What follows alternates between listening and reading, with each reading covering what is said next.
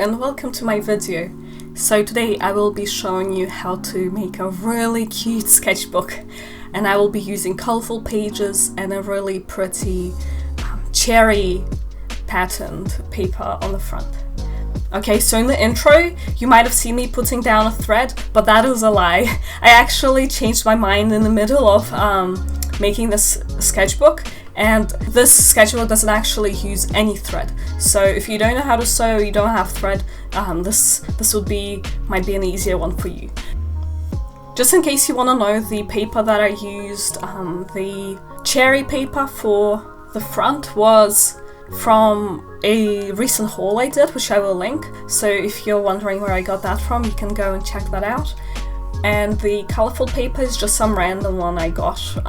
It's just, you know, you get one of those notepads and it has lots of different colors in it. It's just basically like printer paper material. You can use any paper that you like, you don't have to use the same one, but I'm okay with drawing on that type of paper.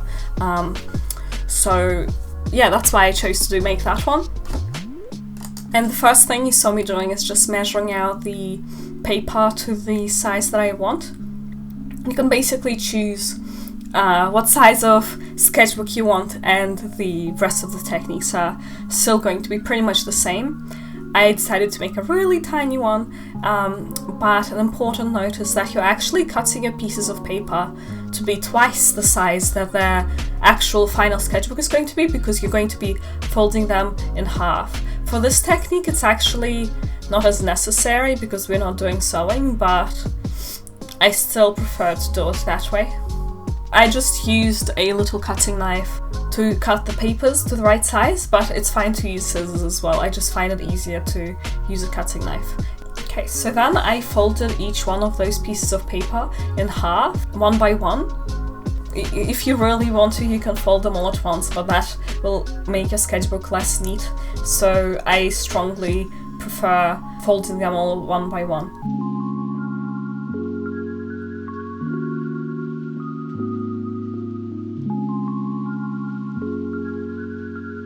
After that, I collected all the pieces of paper and put them with all of the kind of like fold spines in one area and put the pegs on there.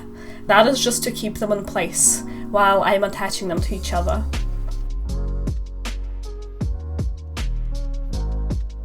After that, all I did was get a paintbrush and some PVA glue. I think maybe some other glues would be okay for it as well, but I think from my experience, PVA glue is the best for this. At first you saw me using one that was a bit gloopy because I didn't know if we had any other PVA glue, but then I asked and someone had a bottle of some fresher one that wasn't all gloopy, so I used that one instead and it's much better. You can use a piece of paper to spread or one of your fingers. I was fine with using my fingers, just wash your hands afterwards. It was easier for me to control and make it neat. So I was just applying it to the spine and making sure for the first one to squeeze it in between the pages so it's properly attached. Like, you don't just plop it on top and expect it to attach, you have to like smooth it out properly. And then you do multiple layers until it seems sturdy enough, and of course let the layers dry in between. I actually didn't leave them to dry for too long, maybe like half an hour, so it didn't take very long. But I think full strength is going to be in like 24 hours or something, should say on the bottle. And then what I did was get a piece of card that I had. It's not a very thick card. Since it's a tiny notebook, I was okay with it having a bit of a less sturdy front. So I just cut it to the correct size, and for this you actually don't cut it to twice the size. I cut it to the exact size that you need for the cover. And it can just be plain white, it doesn't have to be really fancy. You can probably actually use just cardboard from packaging if you really want to. I would recommend using a white one because it might be a bit neater that way, but yeah, you're not gonna be able to see it, so it doesn't really matter too much.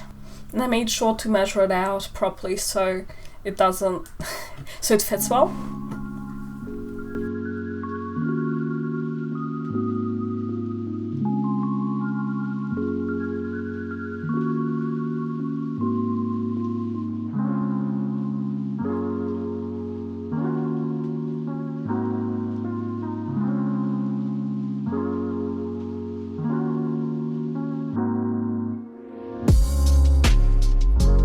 And then after I have gotten the card, I actually kept it joined up at first to glue the decorative paper on the front, the cherry paper, and I just used a glue stick and covered the cover as thoroughly as I can so there's not any gaps, especially on the corners. Make sure to focus on the corners.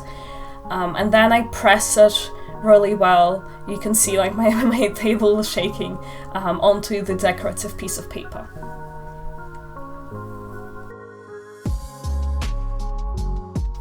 And then you can just cut it out.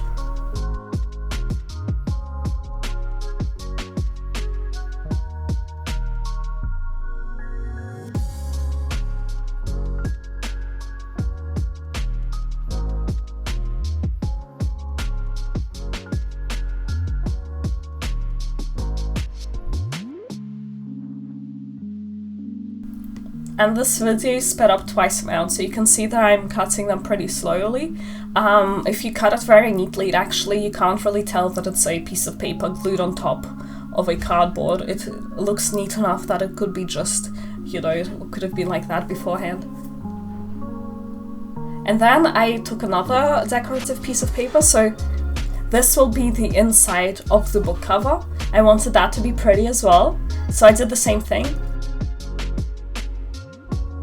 Cover the paper really neatly and then with glue, making sure to cover the corners and then press it down. And then obviously I cut it out and try to be as neat as I can with it.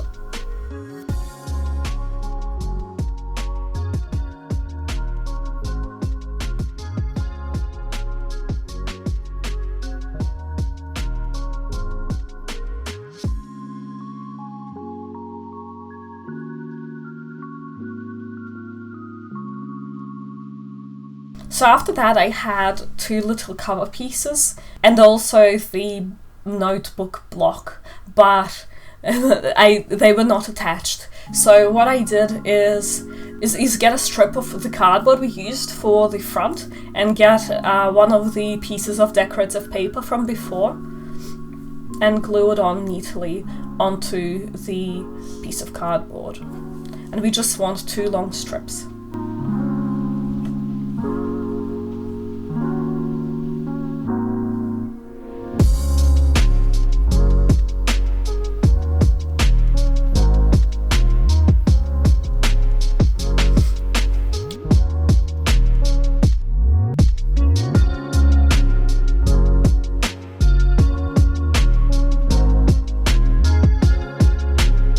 What helped is to make a indent in the middle of each strip. I used a pencil for the first one, then I retracted the lead back into the pencil so then I could use just the sharp metal tip and not leave a mark. Doesn't matter if you leave a mark though, because it will be covered up, but that will make sure that the cardboard folds a bit neater.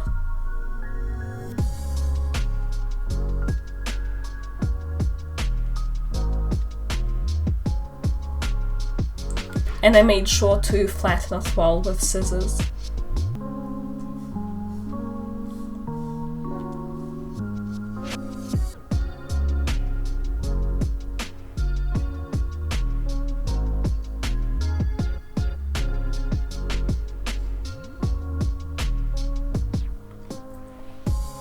Then I glued it down very well again, just like I did for the other things, onto the piece of paper.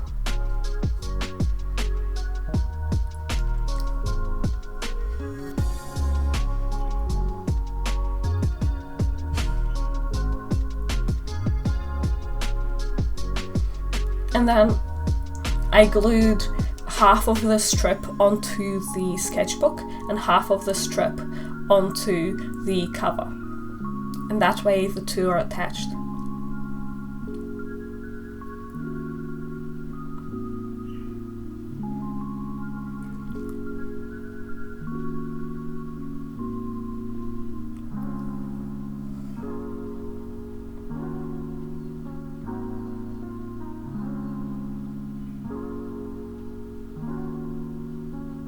And I pressed down the cover very firmly onto the book.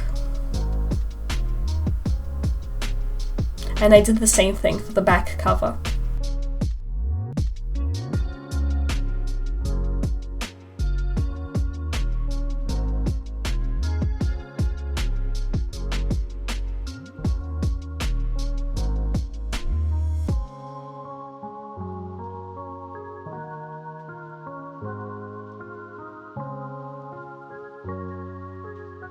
Then I put some heavy things on top to press it all together and left it to dry for a while. After it was dry, I just did some final adjustments, trimmed the covers a little bit to make them neater, and that's basically it. The sketchbook is finished. It turned out really cute. The back looks really cute as well because you can see all the rainbow papers, and all the pages are really cute and colourful, so I'm really happy with how it turned out, and if I film any videos sketching that sketchbook, I will definitely link them at the end. I hope you enjoyed this video, and I hope this video was helpful. I actually have another video recorded of another really cute sketchbook that I made, so if you're interested in seeing that, make sure to subscribe or come back to my channel, I guess.